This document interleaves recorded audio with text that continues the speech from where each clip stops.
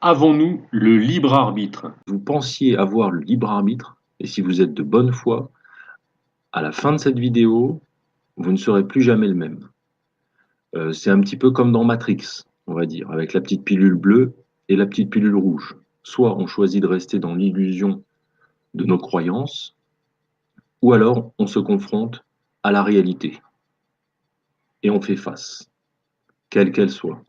Par exemple, vous choisissez quand vous êtes adulte, un mari, une femme, un mari, bon généralement on va dire, il y a des gens qui ne se marient pas, même vous pouvez choisir de vivre maritalement avec quelqu'un. Vous choisissez une personne selon son caractère, selon son physique. Donc je ne sais pas, moi imaginons qu'un homme aime les blondes aux yeux bleus, ou une femme aime les grands bruns avec la qualité d'être par exemple généreux, intelligent, etc.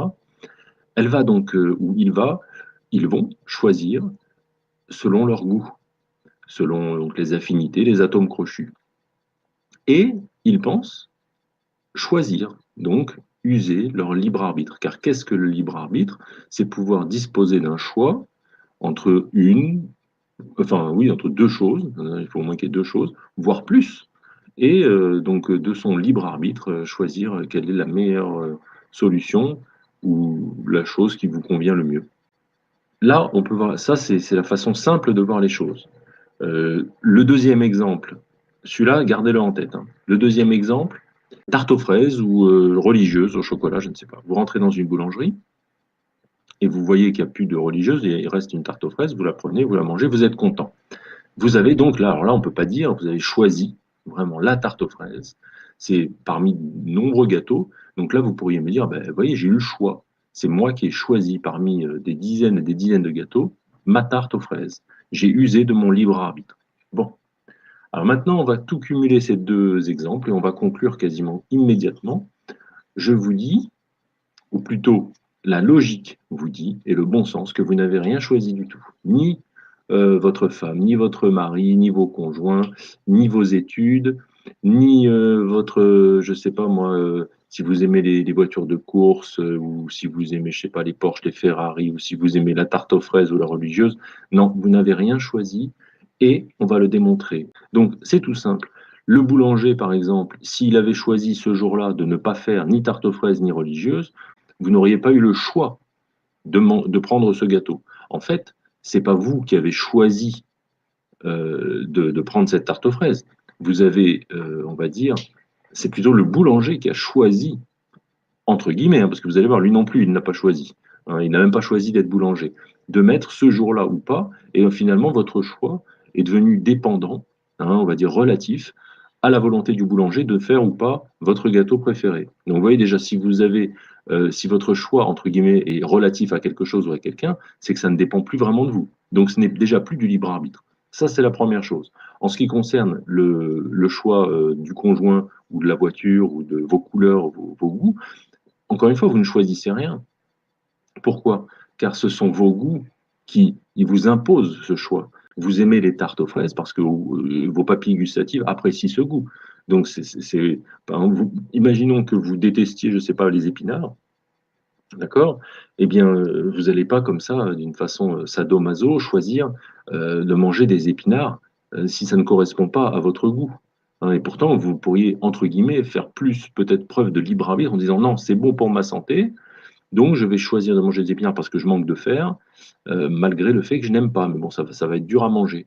Mais bon, là, encore une fois, ce ne sera pas du tout à votre libre choix, ce sera parce que vous avez un problème de santé, une carence en fer, qui vous a imposé le fait de contredire votre premier choix, excusez-moi, c'est un peu compliqué, et de manger des épinards pour votre santé malgré que vous n'aimez pas ça.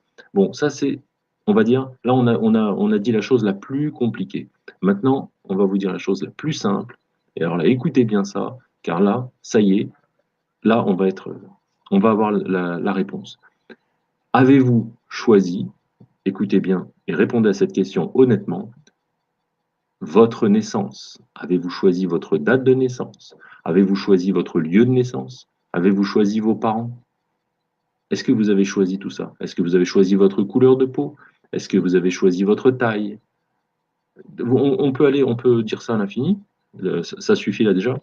Et nous savons très bien que non. Ni moi, ni vous n'avons choisi toutes ces choses.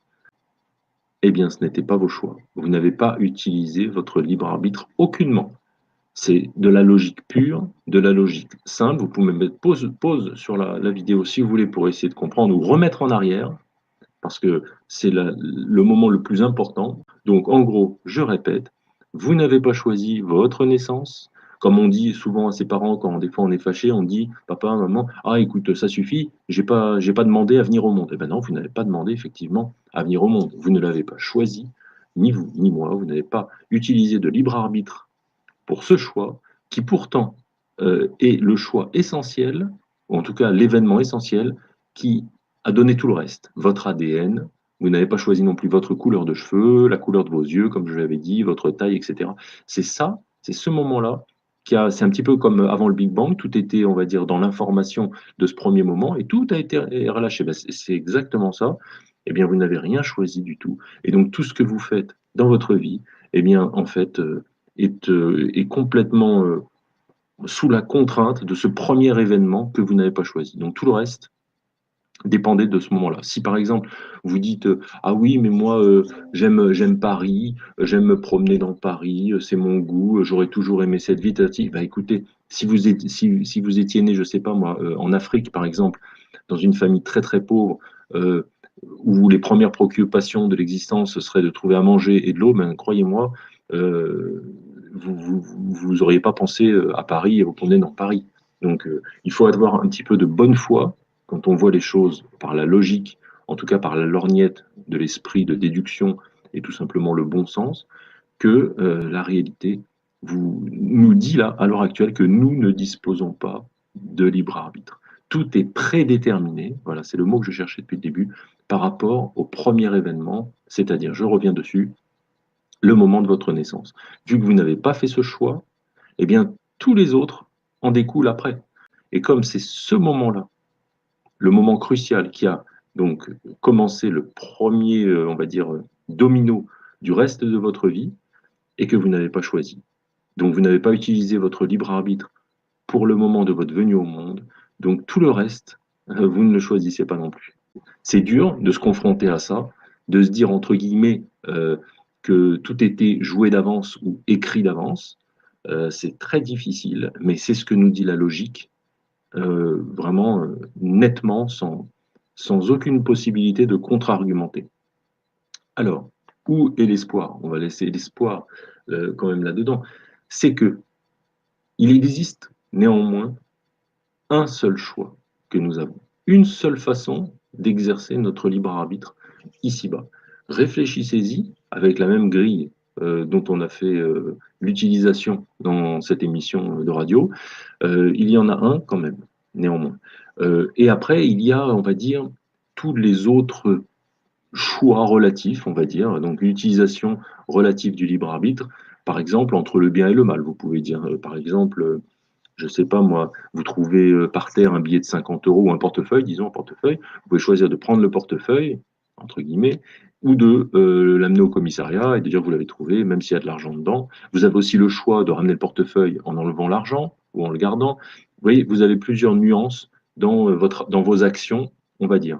Simplement, il était déjà écrit, on va dire, j'aime pas dire ce mot-là, ou destiné, que vous marcheriez dans cette rue-là, que vous alliez trouver ce portefeuille. Puisque par rapport à votre moment de naissance, encore une fois, hein, si vous trouvez ce portefeuille parce que vous habitez en Hongrie et que vous n'avez jamais quitté la Hongrie, vous n'auriez jamais trouvé ce portefeuille si vous aviez habité en Chine et que vous n'aviez pas bougé de Chine, par exemple.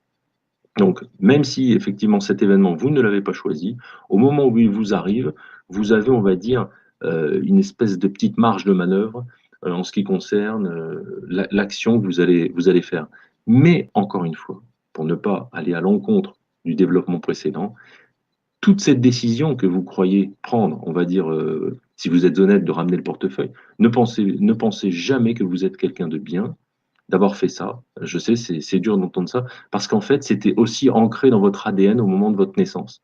C'est-à-dire que vous aviez déjà les prédispositions pour opérer ce choix. Et donc, c'était dans votre caractère, voilà, c'était inscrit déjà dans votre caractère que vous alliez plutôt faire ce choix de ramener le portefeuille plutôt que de le voler.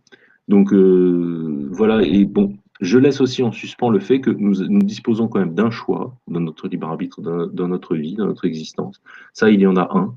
Il y en a un seul, il n'y en a aucun autre. C'est justement aussi celui-là qui prouve tout le reste du développement, puisque, encore une fois, nous n'avons pas choisi notre moment de naissance. Donc, tout ce que vous allez pouvoir faire, encore une fois, comme choix, je le répète en conclusion, est postérieur. Donc, ce ne sont que des choix relatifs à cette naissance, qui, encore une fois, vous n'avez pas choisi. Vous n'avez pas usé de libre arbitre pour cela.